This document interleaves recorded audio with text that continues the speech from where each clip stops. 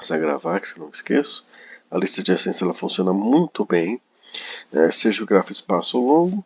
Nela você tem uma lista encadeada para cada nó, e nessa lista encadeada você tem a lista dos nós que podem ser alcançados diretamente a partir deles. Todo mundo lembrando disso daqui? Tudo certo? Pronto. Depois disso, a gente foi ver então percorrimento em grafos, né? Então, percorrimento em grafos, tá? A gente viu primeiro a busca em largura, né? Aquela que começa de um ponto e vai se expandindo. Eu tenho que dar um ponto inicial aqui, nesse caso vou dar o 0. Aí você vê, do 0 ele encontra o 1, o 2, a sua distância 1, depois o 3 a distância 2, e assim por diante, tá? E acho que foi por aqui a gente exibiu o pseudografo, pseudocódigo, perdão, pseudografo não, pseudocódigo, que foi esse daqui, tá?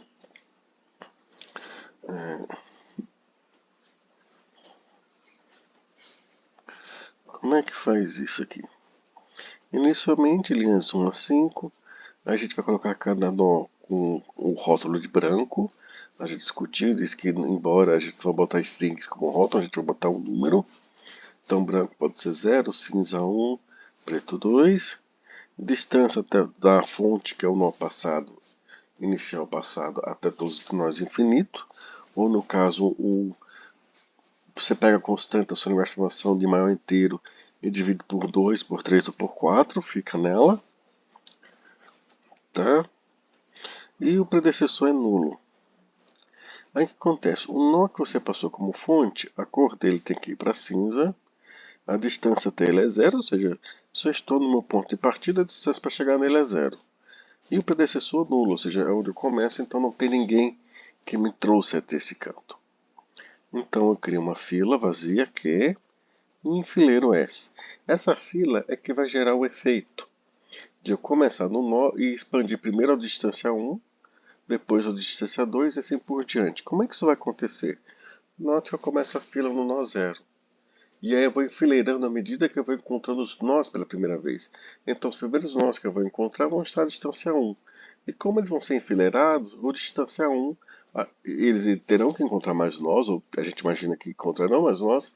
Mas o que acontece? Como é uma fila, o primeiro a entrar é o primeiro a ser atendido.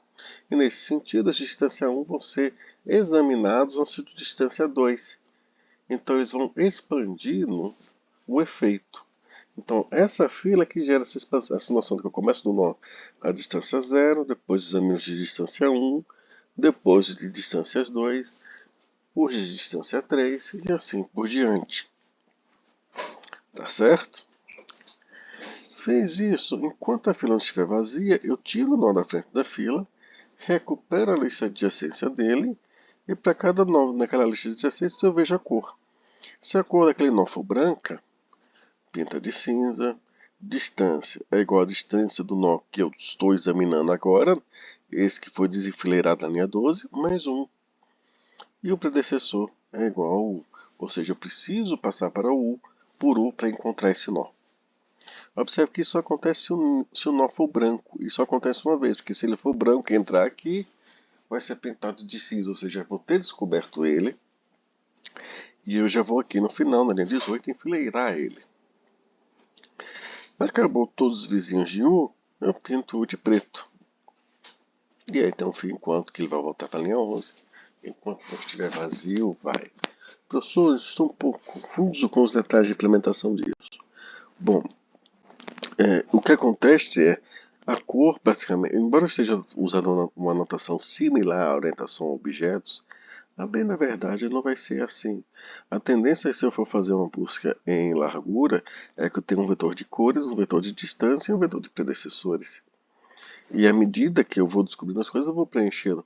Então o que é o nó? O nó vai ser o índice no vetor. Tá?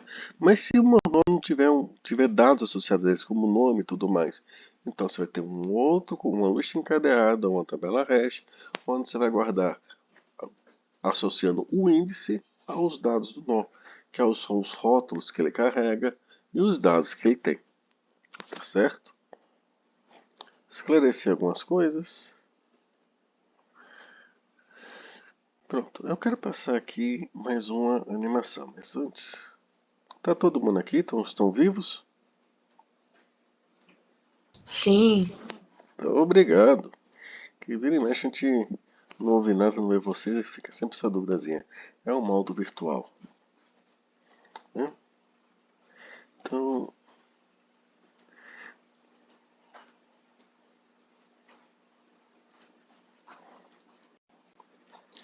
essa animação aqui, eu dei uma pausa nela, pra gente começar algumas coisas. Olha, isso aqui vai exemplificar a busca em largura, tá certo? Em um grafo. Aqui à direita vocês estão vendo o nome TinyCG. É um grafo pequeno, tá? Essa é uma das formas como a gente guarda grafos em arquivos. Basicamente a gente diz o número de vértices em cima, 6, ou depois o número de arestas, e depois segue a lista de arestas. 05, 24, 23, 12, 01, 34, 35, 02. Então por aqui tem uma aresta que liga 0 ao 5, estou vendo ali desenhado, que liga o 2 ao 4, estou vendo desenhado, que liga 2 ao 3, estou vendo desenhado ali, 1 ao 2 está desenhado também, 0 a 1 está desenhado, 3 a 4 está desenhado, 3 a 5 está desenhado e 0 a 2 está desenhado. Então isso aqui é uma das formas que a gente tem de guardar um grafo em um arquivo. É a única? Não. Vocês poderiam guardar a matriz de adjacência em formato binário. Tá?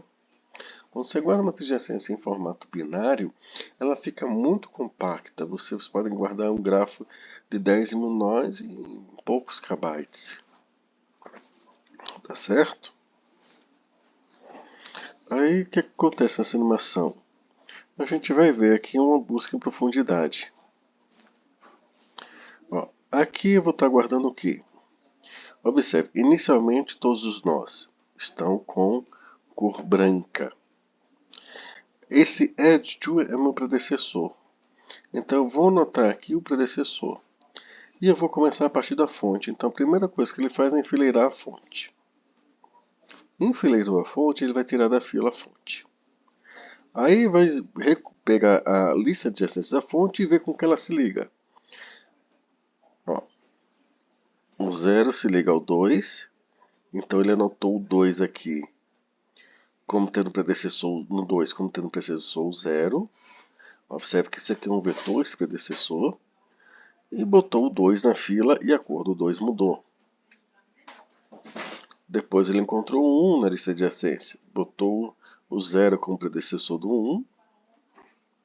E botou o 1 na fila. E depois ele botou o 5 na fila. Também o 0 é predecessor do 5 agora.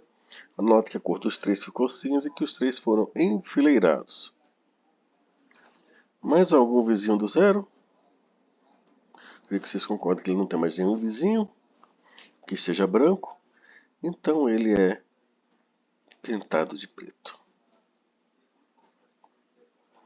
Aí eu vou pegar a fila. A fila aqui está na frente da fila. Oh, o primeiro a entrar na fila foi o 2. Então, desenfileiro o 2. E vou ver. Olha, o 2 se liga com o 0. Mas o 0 está preto e não entra naquele if. O 2 se liga com 1. Mas o 1 está 0, não se liga com aquele. Já está cinza. Então não entra naquele if. E o 2 se liga com o 3. Observe que agora o 2 é o predecessor do 3. O 3 foi para a cor cinza e ele é enfileirado. Tá bom? Acabou o 2, eles não tem mais um vizinho ainda, calma, estou esquecendo, tem o 4. Então o 4 vai para cinza. O predecessor do 4 é o 2. E aí acabou o 2, ele está de preto. O próximo da fila é o 1. Mas os nãos que o 1 alcança já estão pintados de outra cor que não branco. Então ele não vai alterar a tabela. A mesma coisa acontece com o 5. Mas ele vai seguir na ordem da fila até concluir. Tá? O 3 foi o seguinte. Então meus vizinhos estão todos já coloridos. E o 4 é o próximo, todos os vizinhos já estão coloridos. Então ele vai encerrar aqui.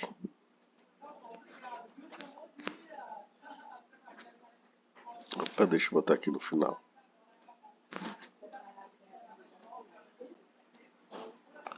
Tem que botar no final, mas é só uma pontinha que eu quero mostrar.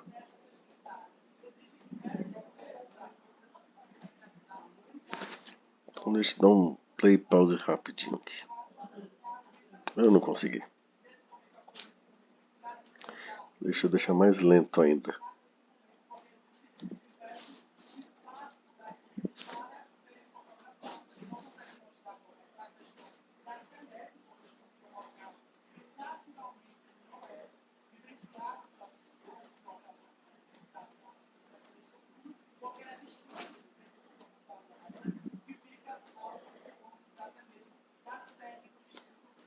Consegui agora.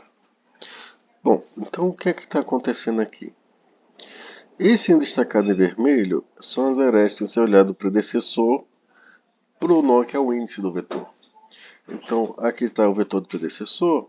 No índice 1 tem um 0, significando que o 0 é o predecessor do nó 1. Nesse vetor do predecessor, no índice 2, nós estamos vendo o 0 como valor. Então 0 é o caminho até o 2. E no 3 está o 2, no 4 está o 2. Essa tabelinha, ela contém basicamente, desculpa o barulho, espera um minutinho, ela contém basicamente todas as informações sobre os caminhos. Em que sentido? Se você quer saber como, por exemplo, da fonte, note que a fonte está com o predecessor nulo, né? Está ali, não está nenhum inteiro, poderia talvez significar um menos 1, ou melhor que menos 1 é não ter nada, é realmente ter um nulo ali, ou um símbolo para indicar que não tem nada.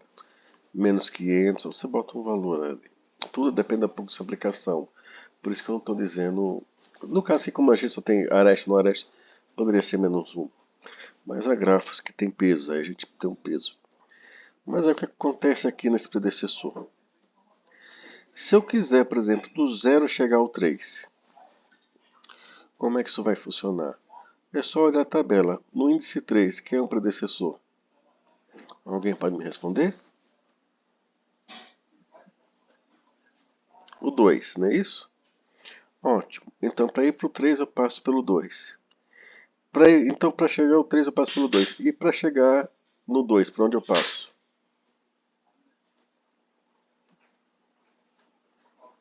Pelo 0. E o 0 é a fonte, não é isso? Pronto, então aí eu tenho um caminho. Então, só preciso de um algoritmo que me decifre um pouco essa tabela. E ele é bem curtinho.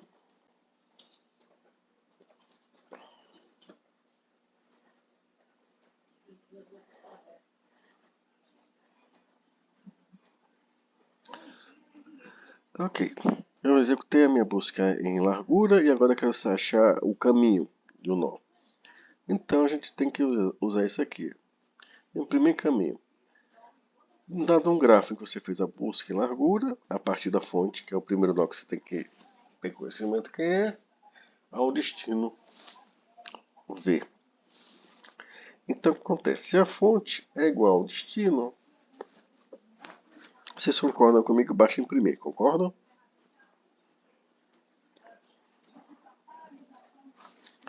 Sim. Tá? Se não, se o predecessor é nulo, então não há um caminho da fonte até V. Como assim? Mas não é a fonte, né, que tem predecessor nulo? Bom, se fosse a fonte, ele teria entrado na primeira linha. Mas se tem um predecessor nulo e não é a fonte, depois de percorrer, usar a busca em largura, então não tem como daquela fonte chegar naquele destino. O gráfico é desconexo. Tá certo?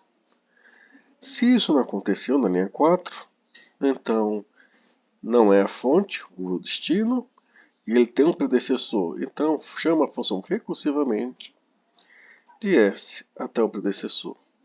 Quando voltar disso daí, eu chamo V. O que isso vai fazer? Observe, A gente fez o caminho de 0 a 3. Eu perguntei que é o predecessor. 3 é igual a 0? Não. 3 tem predecessor? Tem. Então eu mando ele imprimir o caminho do predecessor de 0 até o predecessor de 3, que é de 0 a 2, como Jonathan me informou. Aí eu vou lá, no 2. A fonte é igual a 2? Não. O predecessor do 2 é nulo? Não. Então eu mando ele imprimir o caminho da fonte até o predecessor do 2. Que era o predecessor do 2, vocês anotaram, o 0. Aí quando chama essa vez, a fonte é igual ao destino. E aí ele imprime a fonte. E aí ele retorna. No que ele retorna, quem retorna para quem chamou ele, que foi a imprimir o caminho de 0 a 2. E aí ele imprime o 2. Então imprimiu o 0, imprimiu o 2 e volta para quem chamou, que era imprimir o caminho da fonte 0 até o destino 3, e aí ele imprime o 3. Então o caminho no final ficou impresso 0, 2, 3, que é o caminho que você tem que percorrer para chegar da fonte até o destino. Compreendido?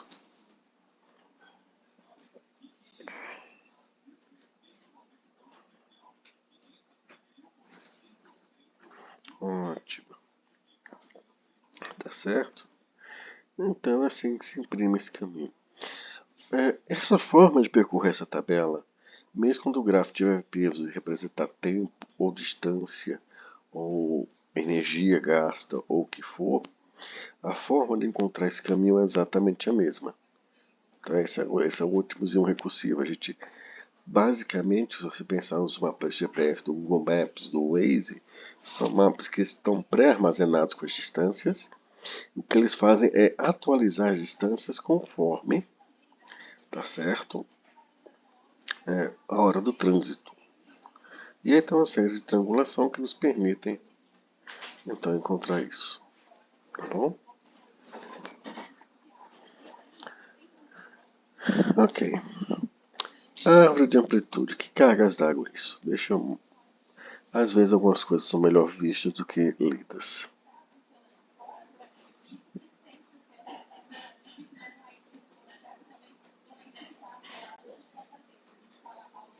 Ok. Esse é o filme da animaçãozinha, né? Todo mundo assistiu a animaçãozinha aqui. Ótimo. Aí o que acontece? Vocês estão vendo esse que está marcado em vermelho? Isso é o que? Bom, se eu olhar para a tabela de predecessores, o que é que eu vou ver? O predecessor do 1 é o 0. Então eu desenhei em vermelho, com base na somação, a seta saindo do 0 para o 1, que é o caminho que o 0 percorre, que você percorre a partir do 0 para chegar no 1. No predecessor do 2 tem um 0, então desenho em vermelho, uma linha vermelha do predecessor do 2, que é o 0, até o 2, uma seta. O predecessor do 3 é o 2, então eu pego uma linha vermelha do 2, que é o predecessor do 3, até o nó 3.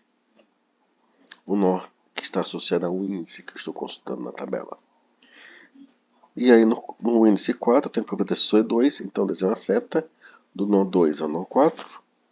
Por fim, eu tenho uma aresta que está escrito lá 5, 0, ou seja, o predecessor do 5 é o 0, e eu desenho isso aqui no grafo.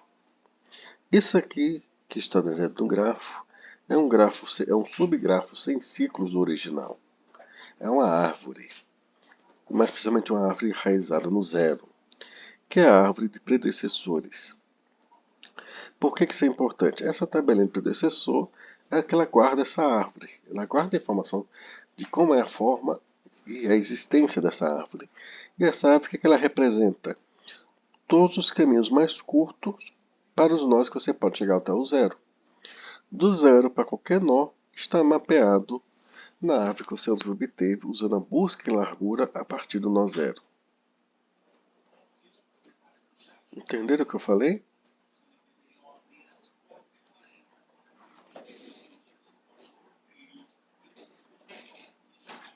Não entenderam o que eu falei? Não. Ok, vocês entenderam como eu fiz esse trabalho de predecessor? Esse add to?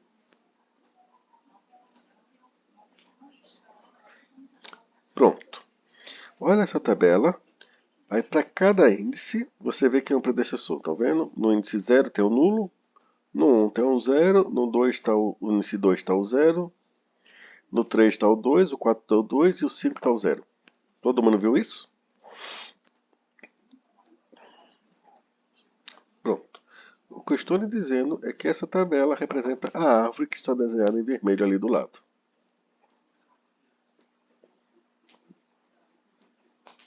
Tá bom? Como assim? Observe, no índice 1, qual o valor? 0. Então, desenho uma linha vermelha do 0 a 1. Essa não é a tabela do predecessor. Então, quem está no guarda no índice 1 é quem leva por onde passa o menor caminho que chega a 1. Então, se no índice 1 está o 0, eu marquei de vermelho, saindo do 0 e indo para o 1. No índice 2 está o 0, então desenho uma linha vermelha do 0 até o 2. No índice 3 está o 2, então desenho uma linha vermelha do 2 ao 3. E no índice 4 tem um 2, então desenho uma linha vermelha do 2 ao 4. E no índice 5 tem um 0, eu desenho uma linha vermelha do 0 ao 5. Entenderam essa parte? Pronto. Essa é a árvore do predecessor. Tá bom? E basicamente o que ela diz, o que ela guarda é qual é o trajeto, qual é a rota que vocês têm que percorrer para chegar ao destino. Por exemplo, se vocês estiverem na igreja em Mamanguape, na praça de Mamanguape e quiserem ir para Rio Tinto e usar o Google Maps, aquela rotazinha, percorra tal rua, vai em tal canto, pega o ônibus, ele vai percorrer tal distância a tal canto, depois tal distância a tal canto e desce em tal canto. Essa é a árvore de predecessor para a partir da fonte chegar em todos os destinos, que era possível da praça de Mamanguape, o que incluía o caminho até a universidade. Ficou claro agora a importância dela? Então, na verdade, é isso que os GPS, essa tabela e os tempos e as distâncias associadas a ela, é que os GPS e os roteadores tipo Waze guardam. Tá confuso ainda?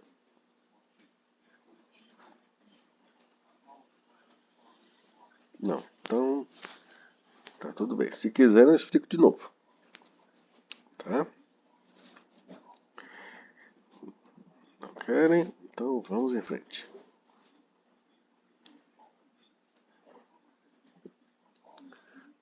O que acontece? Isso que a gente falou é escrito matematicamente dessa forma. O subgrafo predecessor G, definido como Gπ, é Vπ e é π. Que é Vπ?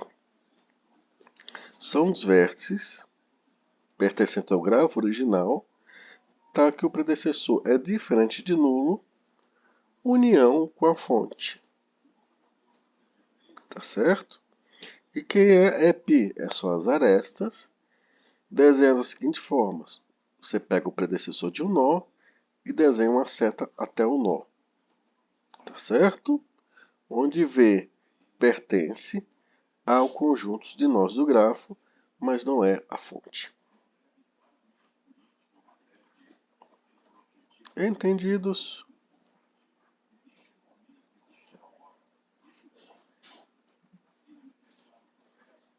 Pronto, é só isso que essa matemática quer dizer. Mas a importância dela é que essas tabelas é que são guardadas, né? É que você tem que guardar para ter o registro dos caminhos a partir de um dado ponto de partida. Então, o que os GPS fazem é que guardam essas tabelas. Professor, como é que eles limitam isso? Então, eles têm o menor caminho de todo mundo para todo mundo? Não é necessário fazer isso tudo. Raramente eles têm que calcular uma distância tão grande, mas uma vez calculada, eles podem guardar ela e fim de papo. E tem algumas maneiras de você reduzir o tamanho do grafo. Mas aí vocês vão ver isso mais em IA, é um exemplo comum de um método chamado A estrela. Né? O o exemplo mais clássico de estrela é calcular o caminho mais curto entre dois pontos. Embora não seja um problema fácil polinomial, é também um bom exemplo para a estrela.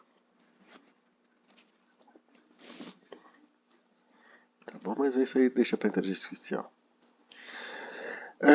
O próximo algoritmo que a gente vai ver é busca em profundidade. Tá certo? O que é busca em profundidade? Vocês já viram, vocês já fizeram aquele joguinho de labirinto numa revista? Em que você tem um ponto de partida, você tem que pegar o prêmio do outro lado do labirinto, você tem que traçar com um lápis o caminho, né? Então, qual é a estratégia mais comum? É você começar um caminho e tentar chegar à saída.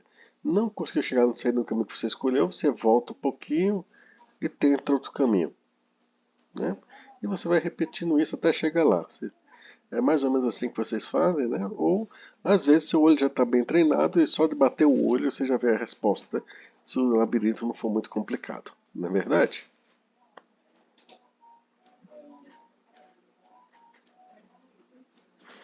Ótimo. O próximo algoritmo tem mais de uma versão dele. Eu vou botar uma versão em que você vai encontrar no final todos os nós. Mas você pode alterar ele simplesmente tirando um laço e só usando um ponto de partida. E você vai ter ele só mostrando só até onde você pode chegar a partir de um ponto inicial. Diferente da busca em largura, vocês não vão ter a noção de distância. Vocês vão ter a noção de encontrou, não encontrou. Só. Tá certo? E qual a importância disso? Vão ter alguns métodos que em gestão, em otimização, que é reduzir desperdícios ou maximizar eficiência ou lucros, aí isso se torna um pouco uma informação mais interessante, por causa de uma técnica chamada PERT. Então a gente vai mergulhar no labirinto mais fundo que puder, atingido o fim do caminho, retorna e explora um outro caminho, uma nova aresta, e vamos ver onde ela nos leva. Tá certo? Note que eu posso não pedir um nó fonte, para isso um nó inicial.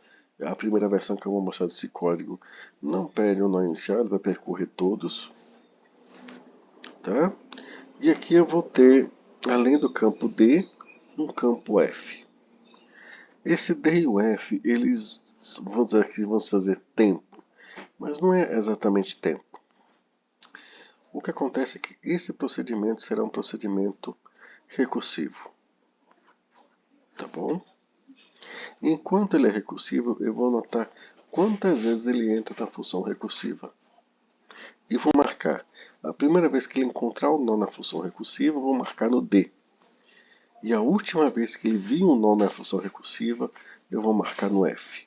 E eu vou saber exatamente que é a última vez que ele vai ver aquele nó, porque não vai ter mais para onde ir a partir daquele nó. Eu já vou ter explorado todos os caminhos daquele nó. Mas me dá uma pausinha de 5 minutos para uma água. A boca secou aqui. Voltem de 8h50, tá bom?